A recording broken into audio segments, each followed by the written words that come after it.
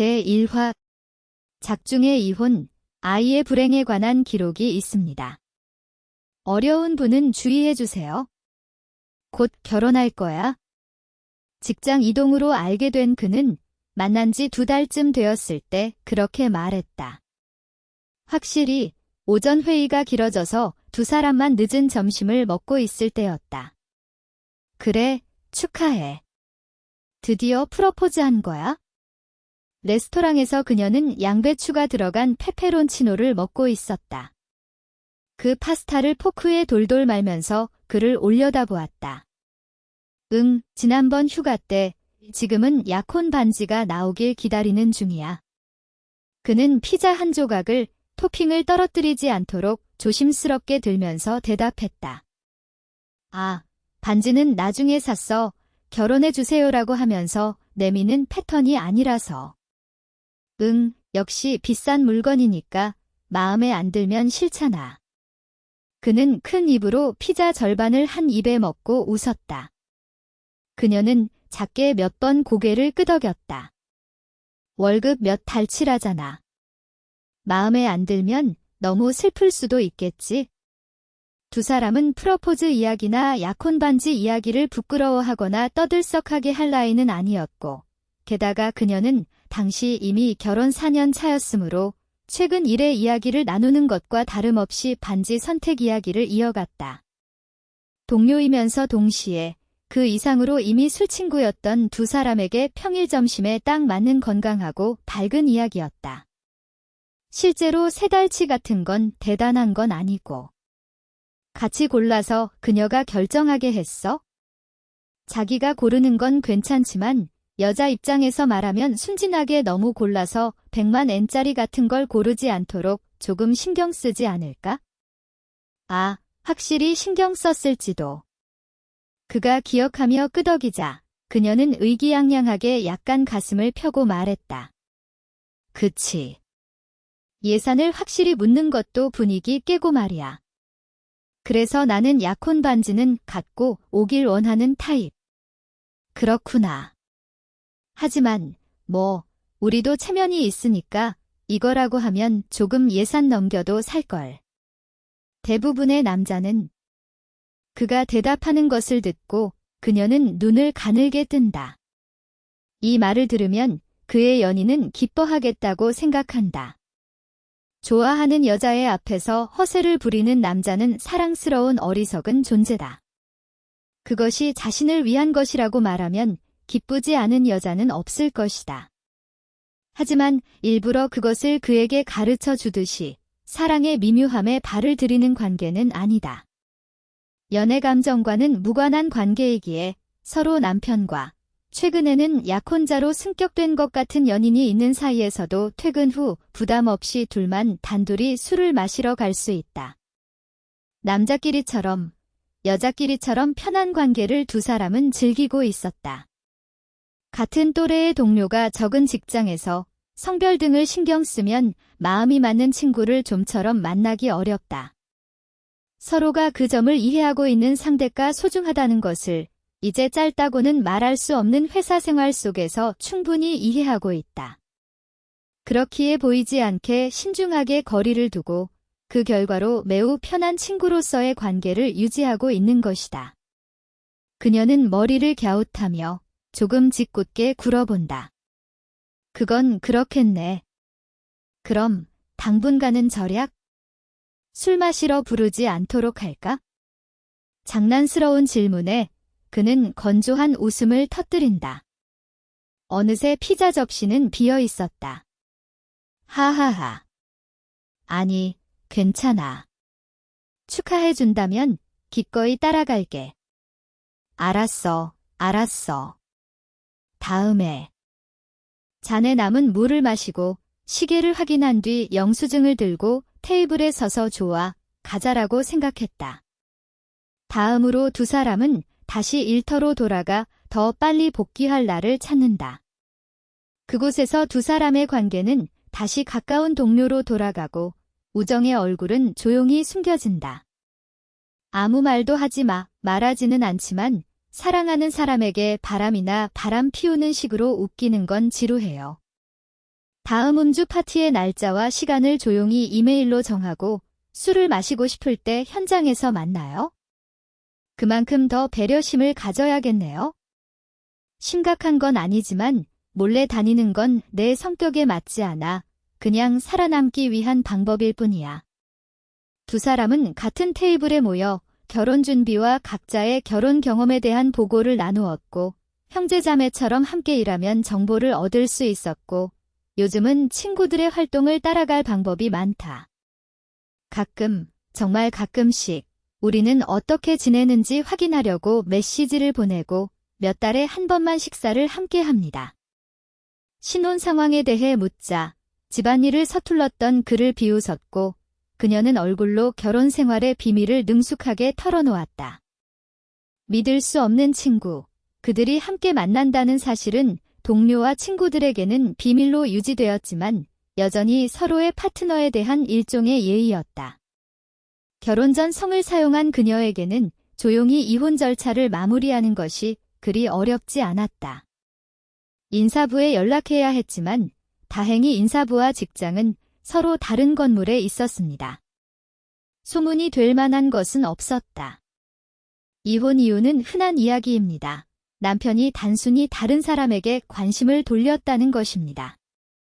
자녀가 지속적으로 없으면 이혼에 부정적인 영향을 미쳤고 긍정적인 효과는 이혼 관련 문제를 줄여주었다. 또한 나눌 만한 부도 충분하지 않습니다. 대화가 끝나자 나머지는 빠르게 진행되었다. 직장에서는 그냥 이사했다고만 말했고 한 번쯤은 살고 싶었던 강가 큰 아파트로 이사했다. 집에 대한 의견 충돌 때문에 결혼 상태에서는 충족할 수 없는 작은 사치였다. 예상대로 발코니에서 강을 내려다볼 수 있고 맑으면 반짝이는 물 표면을 끝없이 바라볼 수 있습니다. 주말에 시간이 조금 있을 때면 종종 제 방을 따라 달리곤 했습니다. 30이 되면 신진대사가 갑자기 떨어집니다. 몸을 의식적으로 관리하지 않으면 힘과 체력 모두 약해집니다. 딱 맞았다. 누가 뭐라 해도 그녀는 남편을 사랑했다. 나는 그것을 매우 소중히 여겼다. 그는 맹세를 했으니 평생 그와 함께하기로 결심했다. 그들이 친한 커플은 아니었을 수도 있어요. 오해가 많았다. 하지만 그녀는 바쁜 남편을 걱정하며 자신과 더 많은 시간을 보내기 위해 시간을 줄였다. 그녀는 직장을 그만두지 않았지만 그것이 남편의 불륜으로 이어진 것 같지는 않아요. 그래서 뭘 탓해야 할지 몰랐어요. 자신이 뭘 잘못했는지 답할 수 없었고 계속 스스로를 의심했다. 나는 내 잘못을 명확히 느끼고 싶었다. 그렇게 하면 내 잘못이라고 스스로를 설득하고 포기할 수 있어. 하지만 결정적인 단서를 찾지 못했습니다. 남편이 떠난 이유가 전혀 없었어요. 왜 내가 나 자신 대신 방금 만난 다른 여자를 선택했는지 이해하지 못했다.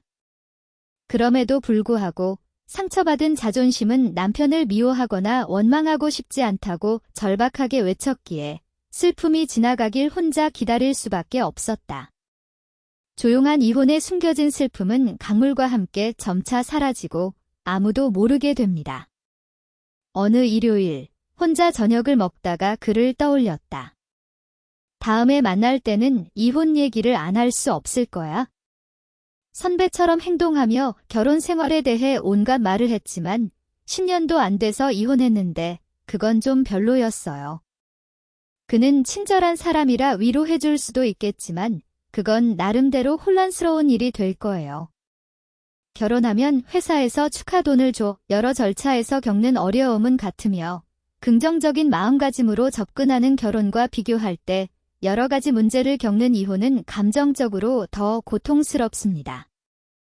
그런데도 이혼 사실을 알렸을 때도 회사는 위로금 한 푼도 주지 않습니다. 그녀는 그게 무리하다고 생각했지만 직장에서 이혼 사실을 비밀로 했기에 불평할 사람이 없었다.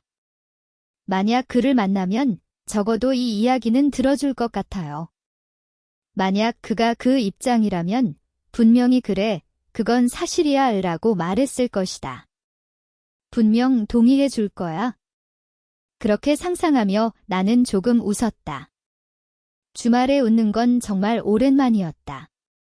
꽃구경 겸 만나자고 그는 이이다바시의 성곽가 옆 이자카야를 예약했다. 당일은 마침벚꽃 시즌이었고 가게는 매우 붐볐다. 좋은 주말을 잡았네 라고 입구에서 마주친 두 사람은 서로의 머리와 어깨에 얹힌 꽃잎을 보며 말했다. 건배하고 바로 그녀가 반지가 없는 왼손을 보여주자 그는 멍하니 눈을 크게 떴다. 반지 잃어버렸어? 우리 아내도 예전에 준 반지를 잃어버렸기 때문에 결혼 반지도 언젠가 잃어버리는 게 아닐까 하고 걱정하고 있어. 그렇게 말한 뒤 손을 들어 올린 채 웃는 그녀의 표정에 그는 고개를 갸웃했다. 반지는 집에 있어? 하지만 더 이상 끼지 않을 거야? 눈빛으로 묻자 그녀가 대답했고 그는 반 정도 채워진 잔을 쾅 하고 테이블 위에 내려놓으며 흘렸다. 헤어졌어. 응. 드디어 손을 내려놓고 아쉬운 듯 오른손으로 왼손 약지를 쓰다듬는 그녀의 손끝과 웃고 있는 그녀의 얼굴 사이를 그의 시선이 바쁘게 오갔다. 들어본 적 없는데요? 조금 화난 듯이 그는 말했다. 힘차게 내려놓다가 흘린 맥주가 손에 묻자 손을 물티슈로 닦고 테이블과 잔도 닦은 뒤 맥주를 들이켰다. 미안. 회사에서는 말하지 않았어. 그래도 인사에는 보고했지만 원래 구성을로 일했으니까 오히려 호적과 명함이 같은 이름으로 돌아와 편리할 정도야. 여기저기 말 나오는 게 귀찮아서. 가벼운 말투로 말하는 그녀 덕분에 그는 화해 방향을 돌린 듯 살짝 떠있던 불만스러운 표정을 거두었다. 대신 피곤한 듯한 표정이 떠올랐다. 그 옆모습은 결혼이 결정됐다고 했던 그날로부터 5년이 지나 조금 야윈, 나쁘게 말하면 초췌해진, 좋게 말하면 남자의 매력이 더해진 모습이었다. 그런 사무적인 얘기. 그건 그렇지만 좀 쌀쌀하네. 미안해. 근데 평소 거의 연락하지 않는 사람이 갑자기 이혼할 것 같아. 남편이 바람 피웠대. 이런 전화가 오면 안 무서워? 그녀는 시선을 그릇에 두고 장난스레 고개를 숙이며 웃었다. 사람 나름이죠. 전화하고 싶었다면 전화해도 전혀 괜찮았을 텐데. 응, 고마워. 그녀의 평소와 같은 대답에 그는 코로 한숨을 내쉬며 대답했다. 천만에. 전화는 전혀 못 받았지만 나 부재중 전화 놓치지 않았지? 없어. 걸지 않았으니까. 그는 하고 크게 한숨을 내쉰다. 그대로 조용히 그녀의 모습을 살피며 다음 말을 골랐다. 겉모습의 인상은 크게 변하지 않았다. 여전히 둥근 볼에는 나이를 느낄 수 없는 젊음이 남아있다. 거기에 피곤한 기색은 보이지 않는다. 다만 나이를 먹으면서 조금씩 눈에 띄기 시작한 흰머리가 또 조금 늘어난 것처럼 보일 뿐이다. 다만 평소 술을 한 잔 마시면 맛있다라며 자신을 돌아보는 듯한 밝은 미소만은 없었다. 그것이 그에게 다가오지 말라는 거부인지는 알 수 없었다. 하지만 그는 그녀의 성격 정도는 알고 있다. 그녀는 곧고 거짓 없는 사람이다. 그래서 이상하게 신경 쓰는 것보다는 솔직하게 이야기하는 편이 낫다. 그는 금방 그 결론에 도달했다. 어떻게 할래? 이야기 들을 건데 들어야 할까? 안 듣는 게 좋을까? 후후. 고마워. 어떡하지? 무엇부터 이야기할까? 일부러 이야기할 거면 내게 도움이 되도록 원인 분석을 하고 나서 하고 싶었는데 아쉽게도 근본 원인은 몰라. 이제 그런 건 됐고. 힘들었겠네. 그냥 불평이라도 괜찮아. 들어줄게. 허세를 부릴 필요 없다고 편히 지낼 수 있는 친구의 거리감을 그대로 둔 다정한 말 뒤에 지체 없이 점원을 불러 2사람분의 맥주를 추가로 주문했다. 그의 뒷모습을 보며 그녀는 살짝 웃었다. 변함없네. 돌아서자 갑자기 미소를 지으며 말을 꺼는 그녀에게 그는 한쪽 눈썹만 올려 보였다. 성장하지 못해서 미안해. 좋은 의미야. 그녀는 후후후 웃으며 의심스러운 그의 질문에는 대답하지 않고 담담히 이혼의 경위를 이야기했다. 도쿄 한복판에서 일하는 30대 남녀에게 이혼은 가까운 문제다. 누구든 직접 아는 사람 중에 이혼 경험자가 있다. 한두 명일 수도, 더 많을 수도 있다. 한두 번 상담해 본 적도 있을 것이다. 그래서 2사람의 대화도 조용히 마치 중학교 시절 추억을 이야기하듯이 회상하며 이야기하는 그녀에게 그는 평온하게 응응하고 맞장구만 치며 30분이나 계속되었다. 그리고 30분이나 이야기하자 개략적인 내용은 다 끝나버렸다. 힘들었겠다. 말을 마치고 나서 그는 그녀가 고개를 숙일 때 머리를 잡아 큰 손을 그 자리에 올려놓고 단 한 단어로 말했다. 그녀는 고개를 들어 환하게 웃었다. 응, 힘들었어. 불평 듣기라도 해? 물론이지. 들어볼게. 그 전에 술 한 잔 주문하자. 2사람이 메뉴를 훑어보고 각각 소주를 주문한 후 그녀는 자신만의 재미있는 불평을 나누기 시작했다. 회사 절차, 이혼 후 가까운 친구들만 아는 채 이사하는 어려움, 그리고 부모와 형제자매의 반응. 과장하면 이 모든 이야기가 고난의 무거운 이야기일 텐데 그녀는 그렇게 하지 않았다. 사회의 이상함, 떠오르지 않는 비밀로 가득 찬 우스꽝스러운 긴장감. 그는 낙후고 이야기꾼처럼 가볍게 이야기한다. 그는 웃으며 그녀를 놀리고 때로는 너무 많이 웃는 것을 꾸짖기도 했다. 자기 얘기를 그렇게 나쁘게 말할 필요는 없잖아. 내가 그렇게 말하자 그녀는 맞아. 아직도 내가 뭔가 잘못된 건지 모르겠어 라고 했어. 그래서 다음에 결혼하면 또 실패할 것 같아 그는 찡그리며 말했고 단호하게 술을 권했다. 모든 것이 연기 같았고 그녀의 진심은 불분명했지만 그는 씁쓸한 미소를 지으며 다음 잔을 주문했다. 평소처럼 나는 식당을 떠나기 전 기차가 끝나기 직전까지 술을 마신다. 그녀가 비틀거리며 술에 취해 약해졌다고 말하는 모습을 보고 그는 그녀 옆에 서서 똑같이 비틀거리면서도 보조를 맞췄다.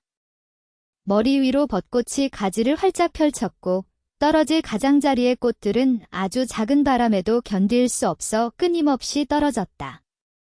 괜찮아. 혼자 집에 갈 수 있어? 괜찮아. 나도 환승 안 할 거야. 우리가 그걸 극복하지 않는 한. 알람도 맞출게. 어떻게 그렇게 일어날 수 있어? 가벼운 대화를 나눈 후 우리는 마지막 기차 바로 직전 붐비는 역에서 헤어지며 서로 배웅하며 각자 다른 플랫폼으로 향했다. 집에 가는 길에 그에게서 이메일을 받았어요. 그녀가 자랑스럽게 기차에서 내릴 때 보던 얼굴을 떠올리며 저도 모르게 미소가 지어집니다. 집까지 조금만 더 가면 돼. 그는 이메일에 답장을 보냈다. 넘어지지 말고 그냥 집에 가. 집에 도착했어. 라는 한마디뿐인 그녀의 부재중 전화 메시지를 들으면서 그도 여전히 의심스러운 발걸음으로 집으로 향했다. 제2화 그녀가 이혼했다는 것을 알게 된 후 밥을 먹으러 가는 빈도가 2배 정도로 늘었다. 그래도 원래가 몇 달에 한 번이었던 것이 2~3달에 한 번 정도로 바뀌었을 뿐이다. 처음에는 그가 부르는 횟수가 단순히 늘었고 한 번 사이클이 안정되자 그대로 계절마다 한 번씩은 만나는 것이 당연한 일이 되었다. 그녀도 그가 자신을 걱정해 준다는 것을 알기에 그 호의에 기대면서 오히려 자신이 건강하게 지내고 있는 모습을 보여 그를 빨리 안심시키려는 속셈을 꾸몄다. 만나는 빈도가 바뀌어도 2사람의 거리는 변하지 않는다. 그날 비틀거리는 그녀를 지지해준 단 한 번 손도 잡지 않았다. 맛있는 밥을 먹으면서 공통 지인의 최근 소식이나 직장 이야기를 두서없이 나눈다. 그의 가족 이야기 역시 지금까지처럼 잘 나누었다. 어쨌든 결혼을 결심할 즈음부터의 인연이므로 그녀에게는 언제든 듣고 싶은 것이 있었고 그에게도 언제든 뭐든 이야기할 것이 있었다. 다음이거나 그 다음에 만날 때 나 아빠가 될 예정이야. 여름에는 맥주 정원이지 열대야의 도심 맥주 정원으로 나간 그가 말했다. 워낙 시끄러운 장소였기에 그녀는 아빠라고 되물었다. 응, 아이가 태어나. 와, 그렇구나. 다행이네. 아내, 기뻐하겠지? 한 번도 만나본 적 없는 주제에 마치 아는 사람처럼 느껴지는 그의 아내를 떠올린다. 결혼식 사진을 보여준 적이 있었다. 두 사람이 정말 행복하게 웃으며 다정하게 있는 멋진 사진이었다. 고마워. 응, 완전 기뻐해. 그리고 아내, 어머니 같은 분들도 엄청 기뻐해. 잘했네. 정도의 느낌. 맞아. 두 사람은 마시다만 잔을 거칠게 부딪혔다. 그의 아내는 조금 젊지만 그래도 첫 출산을 앞둔 임신부로서는 결코 어린 편이 아니다. 여러 가지 걱정거리도 많을 거라 그녀가 말을 꺼내면 그는 어느새 제법 어엿한 아버지가 되어 있었다. 아이를 맞이할 마음가짐이나 임신부를 위해 좋은 일, 나쁜 일을 진지하게 배우고 있었다. 그녀는 그래용 하며 맞장구를 치고 가끔 질문을 끼워 넣으면서 웃으면서 이야기를 들었다. 밥 지을 때 냄새가 안 된다는 사람이 있다고 하던데 우리 집은 전혀 문제 없어서 정말 다행이에요. 나 여전히 요리는 못하거든요. 자신은 외식으로 해결해도 아내를 위해 뭔가 준비해줘야 하잖아요. 맞아요. 꼭 어느 쪽 부모님 중 한 분은 와서 도와주셔야 했어요. 풋콩, 닭튀김, 감자튀김. 간단한 안주를 둘러본 후 이런 식생활로는 임신부에게 안 되겠구나 하며 두 사람은 크게 고개를 끄덕였다. 맛있긴 한데요. 응, 닭튀김은 배신하지 않아. 명언이네. 하지만 그런 말을 기뻐하며 말하는 우리, 바보 같네. 성별이나 이름, 교육 방침까지 아이 얘기라면 할 말이 무궁무진하다. 아직 성별은 모른다면서도 혼자 아들이라고 상상하며 함께 놀기를 기대하는 그에게 여자아이였으면 초등학교 들어가면 더 이상 같이 못 놀 수도 있다고 그녀가 웃으며 가볍게 한마디 건넸다. 착한 아이가 되어주면 되지? 특별히 대단할 필요는 없어. 술이 제법 취했을 때 특유의 조금 느린 말투로 그가 말한다. 그래, 당신 아이라면 분명 괜찮을 거야. 그럴까? 응, 당신 친절하잖아. 분명 아이도 그걸 보고 잘하게 될 거야. 특별한 걸 하지 않아도 말이야. 기쁘게 웃는 그녀는 초등학교 선생님 같은 자애를 흘려보냈고 그는 마음속으로 내가 더 친절하구나라고 생각했다. 그녀처럼 밝고 친절한 아이로 자라면 부모로서 얼마나 자랑스러울까도 생각했다. 자신이 부모가 된다고 생각하니 갑자기 부모의 시점으로 모든 것이 보이기 시작하니 신기한 일이다. 부모가 되지 않으면 알 수 없다는 말이 완전히 틀린 건 아닐지도 모른다. 그랬으면 좋겠다. 응. 그런 거라면 다음에 만날 수 있는 건 조금 뒤가 될지도 모른다고 계산을 기다리면서 두 사람은 이야기를 나눈다. 중요한 시기에 남편이 밖에서 술을 마시고 있어서 병원에 달려갈 수 없다니 웃을 수 없는 일이다. 더군다나 어떤 관계든 여성과 둘이 있었다는 사실이 알려지면 금방 큰 사건이 된다. 그렇게 극단적인 일이 아니더라도 가능한 한 집에 있고 싶을 것이고 있어야 한다. 진정되면 연락해 하고 그녀는 그의 어깨를 톡 두드렸다. 이번에 수텐구 쪽에서 일이 있으니까 참배해둘게. 진짜. 고마워. 별거 아니야. 아내, 소중히 해줘. 팔랑팔랑 손을 흔들며 그녀는 그에게 등을 돌렸다. 작은 등은 금세 보이지 않게 되었다. 그도 자신의 역으로 걸음을 옮긴다. 다음은 분명 아이가 태어난 후가 될 것이다. 그의 아내는 친정으로 돌아가 출산할 예정이므로 집에 돌아오기 전이 시간을 더 자유롭게 쓸 수 있을 것 같다. 그는 아이가 생겼다는 이야기를 들은 뒤 끊이지 않는 상쾌한 기분 그대로 큰 걸음을 내디뎠다. 자신은 분명 아이 사진을 자랑하는 부모 바보가 되어 있을 것이다. 그녀는 뭐라고 할까? 얼굴이 너무 풀렸다거나 심술궂은 말을 할 것 같다. 그래도 아마 마지막에는 함께 사진을 보면서 귀엽다며 웃어줄 것이다. 그녀에게 곧 결혼한다고 말했을 때를 떠올렸다. 그때 이후로 벌써 그렇게 많은 시간이 흘렀나. 변함없이 좋은 친구로 있어주는 그녀가 고맙다. 아이가 생겨 자유롭게 돌아다니기 힘든 친구가 늘어가는 가운데 이제 그녀는 그가 거리낌 없이 밤에 부를 수 있는 몇 안 되는 친구 중 한 명이 되었다. 행복은 그것이 소중하기 때문에 더 빛나는 것임을 그는 참혹한 방법으로 절실히 깨달았다. 겨울에 무척 추운 날이었다. 도저히 혼자 있을 수 없어서 그녀에게 메시지를 보냈다. 저녁에 전화가 걸려왔다. 그녀로부터 좀처럼 없는 직장 전화를 이용한 사적인 전화였다. 괜찮아. 그녀는 목소리를 낮추어 듣는다. 그가 보낸 메시지는 길지 않았다. 사실만을 간결하게. 그의 사회생활의 길이와 사회인으로서의 우수함을 보여주는 듯한 알기 쉬운 문장으로 갓 태어난 아이가 온 곳으로 돌아가 버렸다고 전하고 있었다. 아직 부모 자식 자랑을 그녀에게 하기 전이었다. 응, 안 돼. 목소리를 낮추고 시선을 떨구면 눈물이 흘러내릴 것 같았다. 아내는 더 안 돼? 그보다도 아이를 더 기다려온 아내의 실망은 혼자 집에 두는 것이 걱정될 정도였다. 실제로 자주 어머니가 찾아와 주고 있다. 전화 너머에 있는 그녀는 잠깐 동안 침묵했다. 그는 그녀에게 매달리고 싶어졌다. 무엇을 말해야 할지 모른다. 하지만 누군가에게 도움을 받고 싶었다. 절망에서, 슬픔에서, 자신보다 더 큰 슬픔 속에 있는 아내를 구해줄 수 없는 무력감에서. 이번에 술이나 마시러 가지 않을래? 결국 입에서 나온 말은 평소의 대사였다.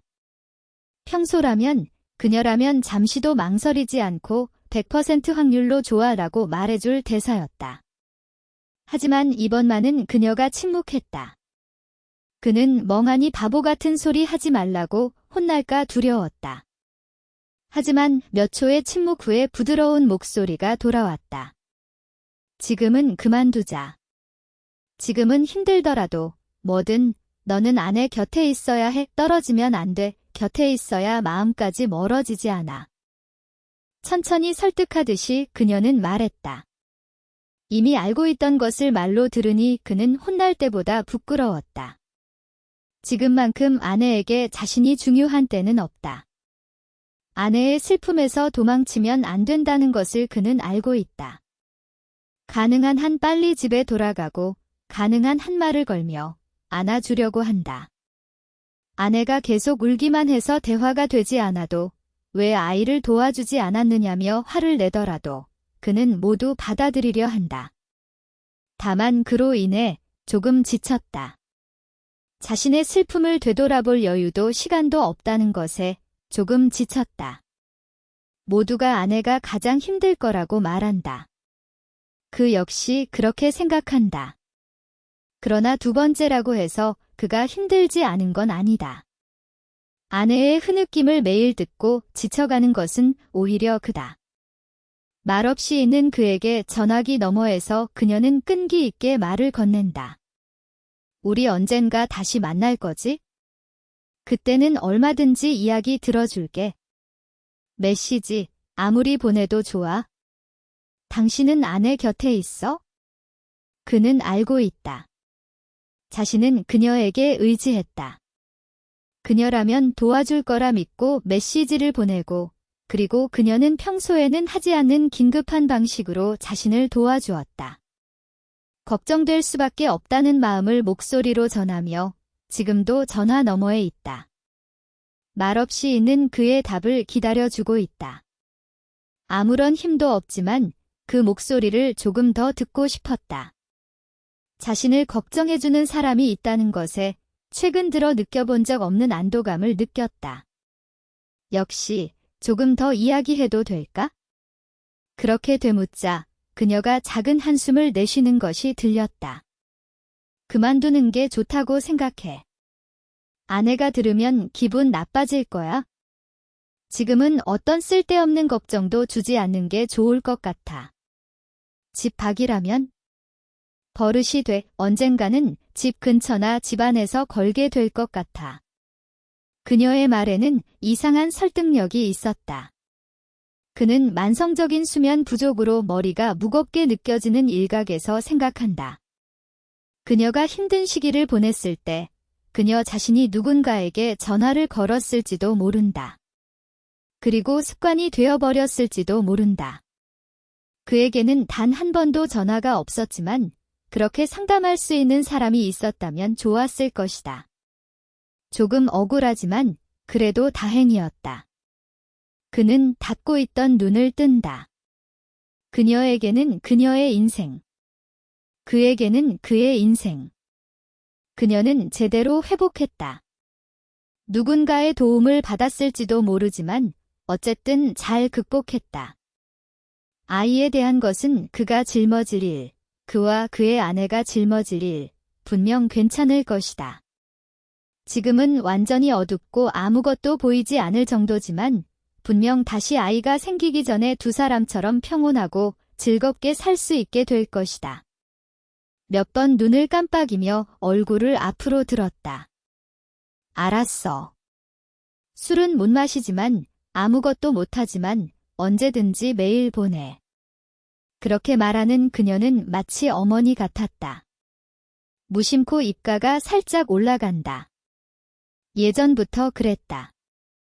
그녀는 약한 사람이나 힘든 사람을 내버려 둘 수 없다. 양손을 가득히 벌려서 무엇이든 받아줄 거라고 말해준다. 남자답다고 후배들에게 인기가 있었던 건 그보다는 그녀였다. 응, 고마워. 조금 기운이 나. 응, 다행이다. 전화를 끊고 그는 양손으로 얼굴을 가린다. 지금 자신이 조금이나마 웃었나 보다 하고 굳어있던 입꼬리를 만져 비로소 깨달았다. 두 사람은 그녀의 선언대로 만나지 않게 되었다. 메일만은 자주 주고받았다. 그는 감당할 수 없을 것 같은 무언가를 글로 적음으로써 어떻게든 소화하고 다시 아내와 마주했다. 참을성 있게 이야기를 듣고 위로하고 격려했다. 고령 출산의 영역에 들어서 이번보다 더 어려울 것이라는 통보를 받은 아내의 탄식은 깊어 계절이 바뀌는 것도 알아차리지 못한 채 갓 태어난 아기의 유품 앞에서 멍하니 보내는 날이 늘어났다. 그녀에게서 오는 메일의 답장은 항상 짧았고 읽고 있다고 알리기 위한 답장 같았다. 한밤중 3시. 울다 지친 아내를 재우고 지쳐 흐려진 눈을 부릅뜨고 메일을 쓴다. 오늘도 아내는 왜 그 아이가 죽어야만 했는지 말한다. 답은 없다. 그것만 보내면 3분도 되지 않아 답장이 온다. 맞아. 단 4글자. 그러나 항상 그녀의 목소리를 떠올리면 눈물이 흘렀다. 그녀의 맞아새는 마음이 담겨 있었다. 정말 당신 말이 맞다고 생각한다는 의미로 해주는 맞아였다. 맞아. 혼잣말로 을조리며 휴대폰 화면에 떨어진 눈물을 닦는다. 목소리도 들을 수 없는 전화 너머에도 확실히 그녀는 있어. 그의 말을 듣고 그의 마음을 인정해주고 있었다. 행복이 떠난 집에서 그것만이 그의 버팀목이 되었다. 제3화 벚꽃이 다시 피고 지고 그녀는 부서를 옮겼다. 새로운 직장의 책상 위에서 전화가 빛난다. 익숙하지 않은 내선 번호가 표시되어도 개의치 않고 전화를 받았다. 부서가 바뀌면 만나는 사람도 바뀐다. 어차피 당분간은 인사돌이겠지? 새 담당이 되었다는 인사 문구를 되뇌이며 이름을 밝히자 낯익은 목소리가 들렸다. 바로 그였다. 오랜만이야. 응, 잘 지내? 직접 얘기하는 것은 2년 만이지만 마치 어제도 함께 있었던 것처럼 자연스럽게 느껴졌다. 최근에는 메일도 거의 끊겼지만 아무 일도 일어나기 전 두 사람의 연락 역시 그 정도였던 것을 떠올렸다. 그럭저럭. 너는 잘 지내. 있잖아. 그게 말이야. 전화 너머에서 그는 드물게 말을 더듬고 있다. 사내 전화 상대에게는 조금 부드러운 표정을 짓고 있는 그를 바라보며 그녀는 조용히 맞장구를 쳤다. 응. 응원해 주었는데 미안해. 응. 나도 이혼했어. 한 박자 늦게 맞장구가 돌아왔다. 그래. 안 됐어. 아무리 해도 내 얼굴 보는 게 힘들대. 힘들다고 울면 나도 어찌할 수가 없고 같이 울 수밖에 없게 돼. 그래서 한번 집으로 보내달라고 했어.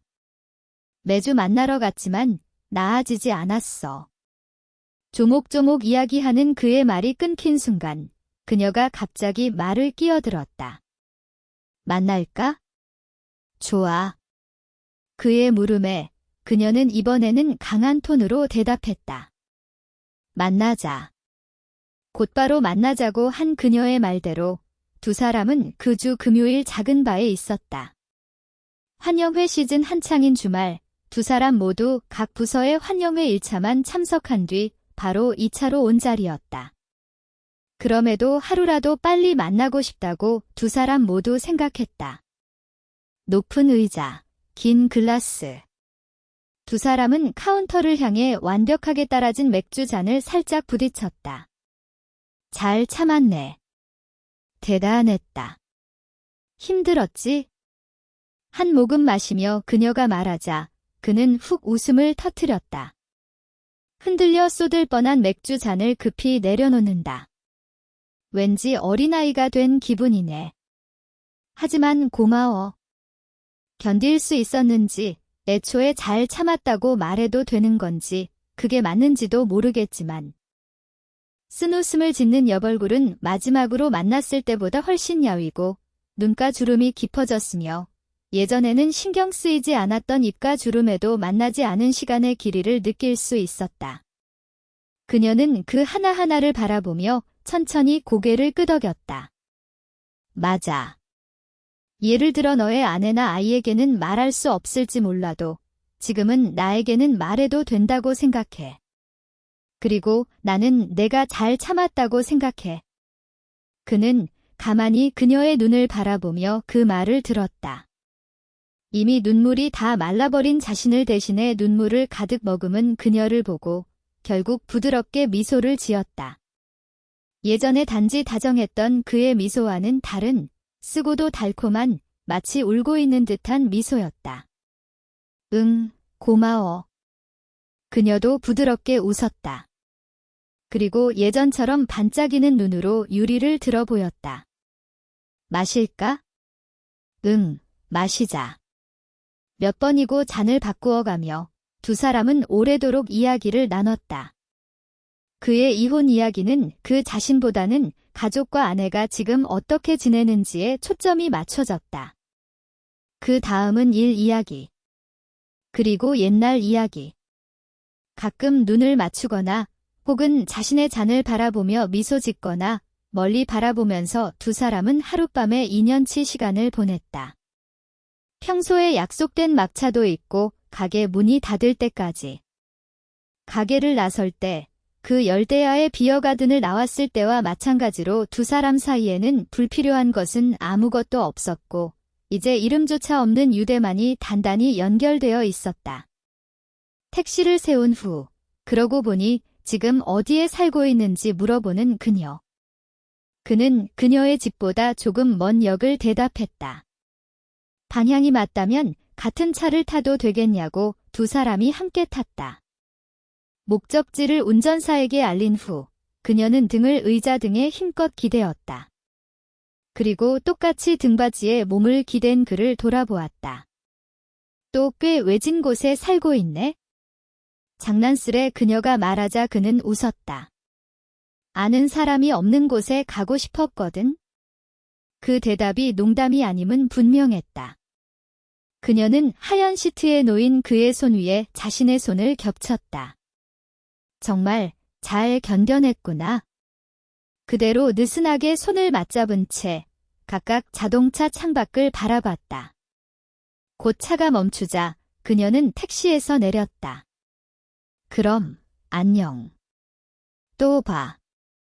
희미한 밤하늘 아래를 달려가는 택시를 배웅하고 그녀는 아파트 엘리베이터에 올라탄다. 먼저 잠을 자고 일어나면 샤워를 하고 발코니에서 강을 바라보며 점심을 먹자. 그는 그녀의 집을 나온 후 놀라울 정도로 금방 도착한 자택에서 택시를 내리며 크게 기지개를 켠 채 씁쓸하게 웃었다. 누구도 만나고 싶지 않을 때 선택한 이 집에 가장 가까운 이웃은 분명 그녀일 것이다. 참 인연이다. 우연일까? 아니면 무의식적으로 그것을 선택한 걸까? 그 이후로 두 사람은 다시 술 친구가 되었다. 이번에는 매달 같이 나가기도 한다. 이미 불륜이 아니어서 누구에게 변명할 필요도 없는데도 현지 집합, 현지 해산의 원칙만은 변하지 않았다. 술 마시는 것이 외에 다른 일로는 만나지 않는다. 업무상 관련이 없는 부서에 배치됐기 때문에 이제는 처음 만났을 때보다 더 순수한 술 친구다.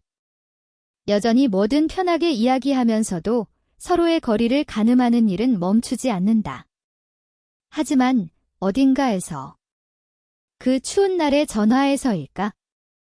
아니면 처음 두 사람이 택시에 탄 밤부터일까? 서로의 흔들림을 조금씩 느끼는 일이 늘었다. 무언가를 탐색하듯, 기다리는 듯, 또는 피하듯. 그는 아직도 전 부인의 부모와 자주 연락하며 아내의 상황을 확인하고 있었다.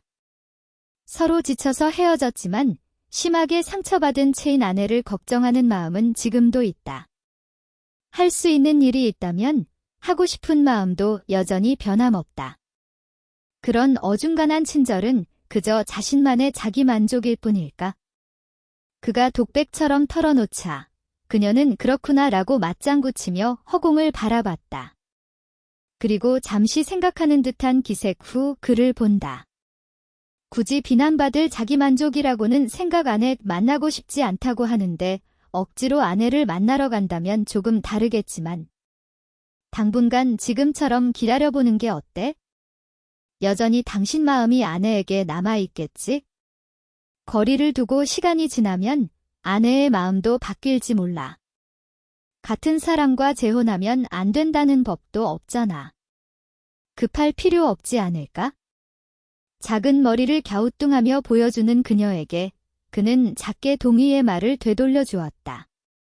그리고 한 번 잔에 내려간 시선이 그에게 돌아오기를 기다린 후에 물었다. 너도 기다리고 있는 거야? 남편이 돌아오는 거? 이미 이혼한 지 몇 년이 지났지만 그녀는 재혼할 기미가 없었다. 그뿐만 아니라 연애 이야기도 듣지 못했다.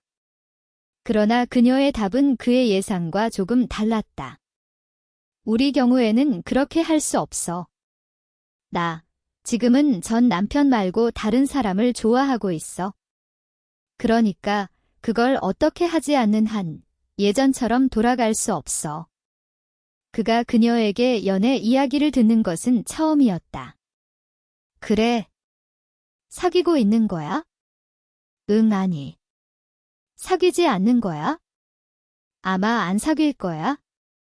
그 사람이 행복하다면 그게 제일이니까. 그 사람이 나랑 함께 있는 것이 최고의 행복이라고 말해주지 않는 한 내가 그와 사귀는 의미가 없어. 그녀는 잔에 맺힌 물방울을 손가락으로 따라가며 부드럽게 웃었다. 말해줄 것 같지 않아? 그의 물음에 그녀는 시원한 표정으로 고개를 끄덕였다. 지금은 그래. 말하게 하려 하지도 지금은 생각도 없어. 왜? 그 사람의 최고의 행복은 아마 다른 곳에 있다고 생각해. 그래서 그걸 응원하려고 해. 뭔가 대단하네. 그런 연애는 들어본 적 없어. 그가 감탄을 흘리자 입가에 작은 미소를 띤 그녀는 마치 설득하듯 그를 정면으로 바라보았다. 그래. 그냥 좋아하는 거야? 정말 좋아해. 그뿐이야. 말에는 분명히 그녀의 열정이 있었다. 틀림없이 그녀는 사랑을 하고 있었고 그 남자를 좋아한다는 것을 의심할 수 없는 고백이었다. 그렇구나. 그는 그것만 말하고 자신의 잔을 멋대로 그녀의 잔에 부딪혔다. 복잡한 그녀의 사랑을 향한 건배였다. 제4화. 시간은 누구에게나 똑같이 흐른다. 그의 전 아내도 마침내 자신을 되찾고 진정한 의미에서 이야기를 나누었으며 적어도 서로 제대로 일어설 수 있을 때까지는 서로 떨어져 있으려 하기로 했다. 두 사람은 다시 시작할 만큼 서로에 대한 애정을 남겨두었지만 지금 함께한다고 해도 독립된 두 성인으로서 살아가는 것은 어렵다는 결론에 이른 것이다. 그렇게 큰 구분이 생기면서 그는 조금씩 여유를 되찾았고 그에 따라 수척했던 볼도 건강한 윤기를 되찾았다.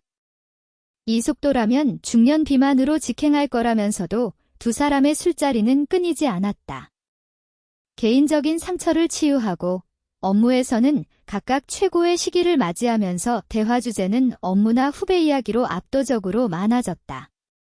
그 후 상처가 아물어야 비로소 이야기할 수 있었던 기억담들도 단골 주제가 되었다. 그녀의 사랑 이야기는 그 이후 화제가 되지 않았다. 그러나 그녀의 마음의 향방을 알게 되면서 분명히 묻지 않아도 그녀의 마음이 변하지 않았다는 것을 그는 알았다. 변함없이 깊은 애정을 가지고 그 사람의 행복을 기원하고 있다. 아무것도 바라지 않고 조용한 마음을 끊임없이 이어간다. 그 숨겨진 열정은 여러 번 주고받은 잔을 통해 스며들듯이 그에게도 전달되었다. 평소에는 한 가게에만 있는 두 사람이지만 그날은 그가 장소를 바꾸자고 해서 두 번째 가게로 갔다. 간 곳은 두 사람이 재회했던 날과 같은 작은 바였다. 똑같이 카운터에 나란히 앉아 롱 칵테일의 머들러를 돌리는 그녀 옆에서 그는 앰버 에일을 기울였다.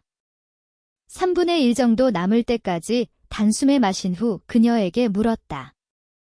만약 지금 내가 결혼하자고 한다면 어떻게 할래? 가벼운 톤으로 던져진 말에 그녀는 살짝 웃음을 흘렸다. 그건 영광이네요. 기뻐할 거예요. 기뻐하기만. 억울하다는 듯 그가 말했다. 그럴지도 몰라요. 달려와서 키스 정도는 할 수도 있겠네요. 그녀가 이걸로 만족하는지 그에게 묻는 듯 올려다보자 그는 무언가를 꾸미는 듯 웃으며 대답했다. 약혼 반지는 같이 사러 가면 괜찮아. 만난 지 얼마 되지 않았을 때의 그리운 대화를 떠올리며 미소 짓는 그녀는 고개를 가로저었다. 약혼 반지는 필요 없어. 다이아몬드의 영원한 빛에 맹세해도 사랑이 영원하지 않다는 걸 배웠으니까. 그 말에 그는 하하하고 작게 웃었다. 그 반지를 그나저나 아내는 어떻게 했는지 모른다는 것을 깨달았다. 그러나 그 생각도 그녀가 몸 전체를 그의 쪽으로 돌려 계속한 말에 눌려 머릿속 구석으로 밀려났다. 그렇게 비싼 건 아까워. 그럼 월급 한 달치로 둘이 여행 가서 예쁜 것도 보고 맛있는 것도 먹고 즐거운 시간 보내고 둘이 같이 사진 찍고 추억을 기념품으로 가져오는 게 더 좋을 것 같아. 두 사람의 추억만 있으면 된다는 달콤한 말에 몸이 찢어지는 듯한 감정이 담길 수 있다는 것을 젊었을 때는 몰랐다. 두 사람 모두 그렇게 생각했다. 그 애절함을 떨쳐내듯 그녀는 밝은 어조로 말을 이었다. 하지만 결혼 반지는 갖고 싶어. 간단한 걸로 괜찮으니까 커플로. 그는 의외라는 표정을 지으며 그녀를 되짚어 보았다. 그렇구나. 응, 구속의 표시로. 구속. 그녀에겐 떠오르지 않을 말에 그는 더욱 놀란 표정을 지었다. 반지 하나 정도로 묻고 싶어. 반지 하나 정도로 묶이고 싶어. 그녀의 대답은 연애 대상으로서의 자신을 그에게 느끼게 하지 않으려 애써 숨겨온 그녀의 한 면을 엿보게 했다. 그러나 독점욕보다는 차라리 묶이고 싶다는 말에 담긴 그녀의 외로움이 그의 마음에 남았다. 그리고 그 위에 자신도 모르게 왼손을 내려다보며 그녀가 말한 말은 그의 맞장구마저 빼앗았다.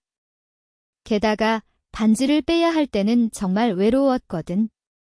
다치고 회복하고. 그래도 상처는 거기에 있다. 그가 고통스러워하는 동안에도 그 이전에도 그녀는 도움을 청한 적이 한 번도 없었지만 자랑하던 강을 내려다보는 베란다에서 혼자 무엇을 생각하고 있었을까? 몇 번이나 반지가 없는 손을 스스로 들어 올려 바라보았을까? 이혼했다고 말한 날, 무의식적으로 약지에 손을 스치던 몸짓을 지금이 되어서야 생생하게 떠올렸다.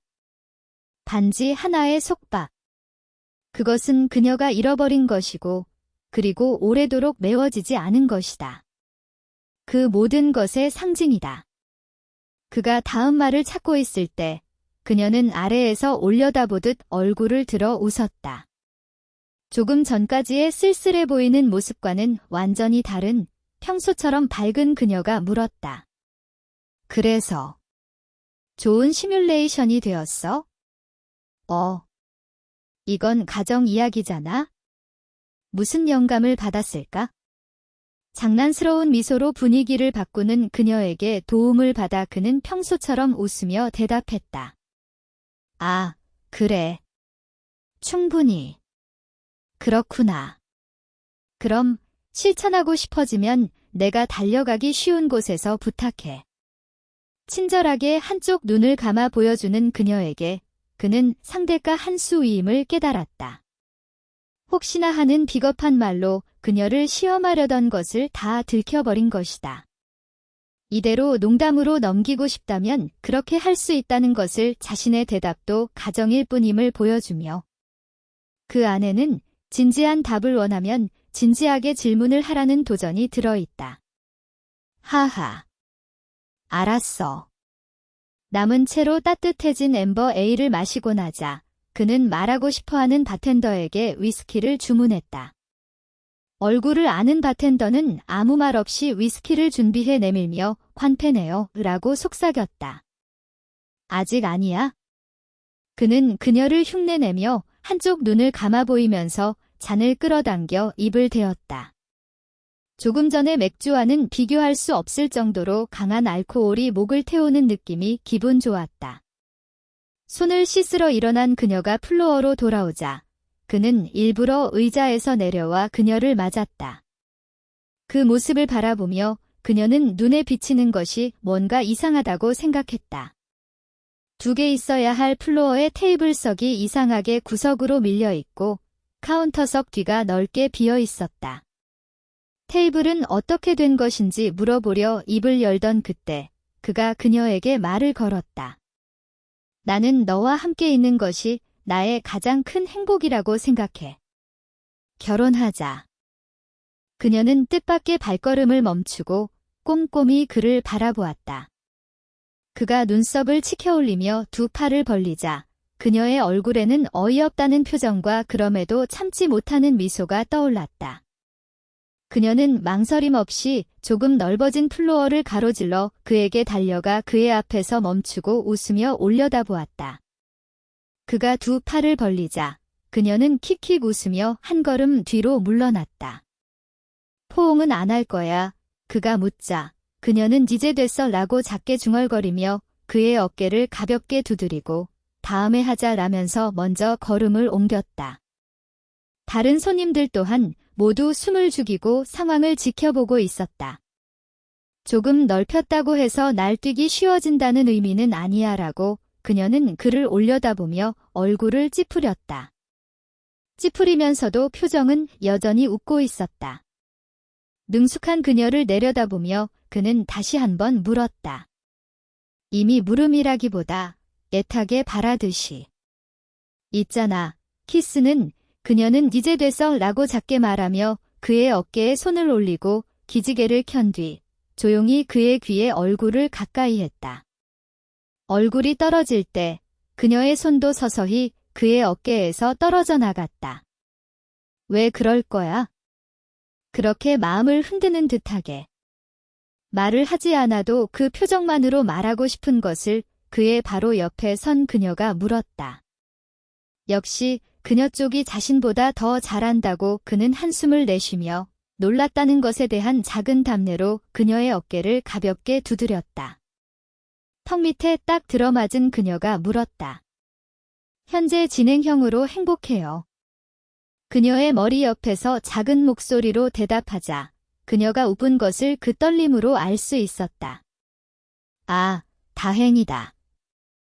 너는 달라. 당신이 행복하다면 언제나 행복해. 그렇게 말하며 얼굴을 든 표정은 온화하고 부드러웠다.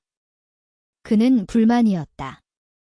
더 많이, 아이처럼, 전우처럼, 남자끼리처럼, 여자끼리처럼 함께 지냈던 시절에 그녀가 보여주었던 방심한 채 천진난만하게 웃던 얼굴을 보고 싶었다. 그의 일은 하나도 생각하지 않고, 그의 일로 걱정도 하지 않고, 나는 정말 행복해라고 말하길 원했다.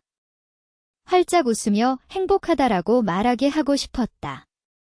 이미 오래전에 그녀 자신이 완전히 잊어버린 그 시절의 빛나는 미소를 되찾길 바랐다.